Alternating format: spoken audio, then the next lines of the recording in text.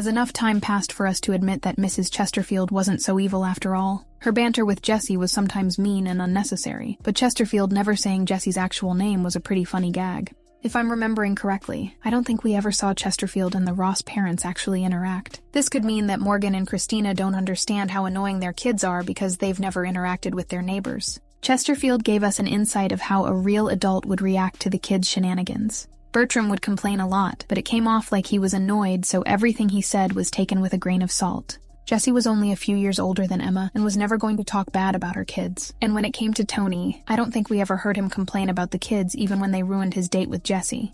Something I wish they expanded further with is Chesterfield being friendly with Emma. For a split second, we saw that Emma was the only one Chesterfield didn't hate. Them being friends would have been something fun to explore, but they didn't go too far with their friendship. Chesterfield also had interesting lore. All her ex-husbands had either died or disappeared. The way she talked about them was as if she had something to do with their terrible fate.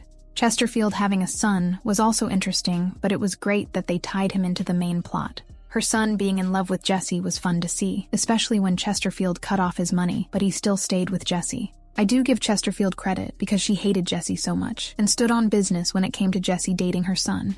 Another funny gag was Chesterfield being in love with Bertram. There was a few times that she would sexually assault Bertram, like when she would grab his butt or slap it, but this is a family show. I guess they were doing it in a funny way. I did like that Bertram could have easily got with Chesterfield and would have never had to work again in his life, but he was so disgusted by her that he preferred to keep working. Bertram is many things, but at least he has standards. As much as I enjoyed Chesterfield, I don't think she's the best character from the show, but that doesn't bring her value down. Her catchphrase was funny and has repeat value. While the show was airing, I do remember some people saying it and adding their name to it. If we're talking about evil characters or antagonists in general, Chesterfield is definitely one of the best ones from Disney Channel. Even her dog was funny, and I liked how they made it seem that he didn't like Chesterfield either. Chesterfield's fashion was always over the top. Her outfits were always too loud, and compared to the other fashionista from the show, Emma was definitely better dressed. Something I understood even back then was Chesterfield not being okay with Mrs. Kipling. I get the Rosses owned their penthouse, but having an exotic animal as a pet would be against HOA rules anywhere.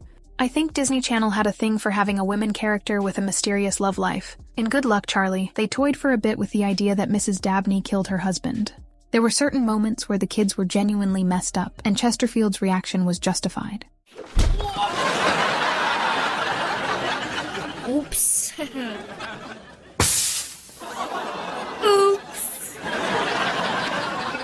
Hey! Nowadays, everyone can agree she had every right to be hateful and miserable. Paying so much for your home and still having to live next to the Ross kids, I'm pretty sure that would annoy all of us.